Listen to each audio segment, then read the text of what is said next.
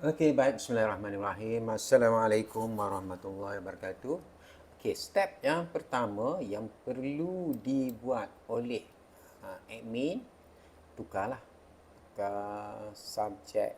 Contohnya nak apa lagi? Sains, sejarah, mat, PSB, PJ contoh. Contoh jadikan dia sebagai slot yang ke-8 dan kita simpan ke awal. Okey, kemudian kita tukar nama sekolah, contohnya SFK tendung kepada nama sekolah lain, Zainab 1 contoh, dan kita kena pilih sebagai sekolah menengah. Simpan. Ini logo, kita boleh tukar logo, tukar contohnya menuju kecemerlangan contoh, dan kita simpan. Yang ini dia akan tukar kat sini dah. Okey, kemudian seterusnya kita kena upload data pelajar kita. Dia ada sampel, kita klik. Ini sampel lah. Di mana ada nama murid dan kelas. Okey, saya ambil yang dah ada. Okey, contohnya dalam ni dah ada. Okey, ni dah saya letak ni nama murid dan nama kelas. Jadi kita tarik je data ni. Okey, kita pergi bahagian pelajar, choose file. Okey, ini file tadi ada nama murid dan nama kelas. Open. Dan kat sini atas dia ada simpan ke awan. Simpan tu untuk peperiksaan 1. Kita masuk pula dah siap peperiksaan 1, masuk peperiksaan 2, kita kena simpan juga.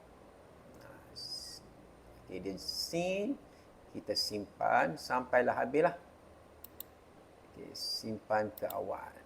Kemudian pilih peperiksaan yang ketiga. Itu kita kena buat untuk kita nak tarik semua murid. Setiap peperiksaan 1 hingga ke-3 simpan. Dan akhir sekali peperiksaan yang keempat. Kita boleh simpan.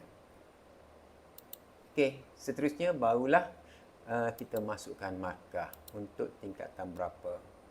Tingkatan 1, kelas dedikasi. Okey, sekarang ni kita ada sampai PJ. Kalau kita tak nak PJ ni papar, pergi bahagian tetapan, antik PJ. Antik dan kita simpan. Okey, jadi dalam markah ni paparan PJ tak adalah. Okey, contoh kita nak masukkan untuk tingkatan 5 dedikasi, dan kita boleh masukkan terus semua subjek ataupun nak pilih subjek tertentu sahaja. Contohnya BM. Kita masukkan markah, ada yang tak hadir dan sebagainya dah. Okey, dah siap masukkan markah ni, kita simpan. Okey, itu untuk tingkatan 5 dedikasi. Di mana LMS tidak layak sebab baru bahasa Melayu. Okey, kita tambah lagi sejarah. Okey. 78 99. Simpan. Ada layak, ada tak layak.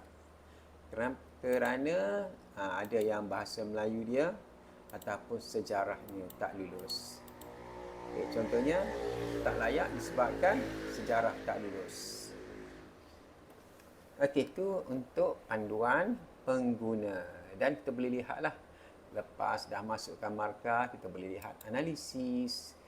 Ni by GPMP, boleh pilih. Contohnya tingkatan 5 sahaja, 5 dedikasi sahaja. Yang ni 5 dedikasi. Kalau kita nak pilih semua tingkatan, boleh. Ataupun tingkatan 1. Dan tingkatan 1 apa?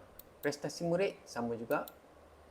Tingkatan 5, kita nak 5 dedikasi dan kita boleh klik info. Ini untuk penilaian pertama dah, peperiksaan pertama.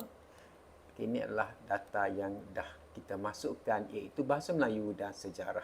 GPS 4, jumlah markah 123, LMS adalah layak. Okey, GPMP perbandingan untuk peperiksaan pertama hingga peperiksaan keempat. GPS perbandingan. Okey, kemudian untuk murid lah, dia ada LMS.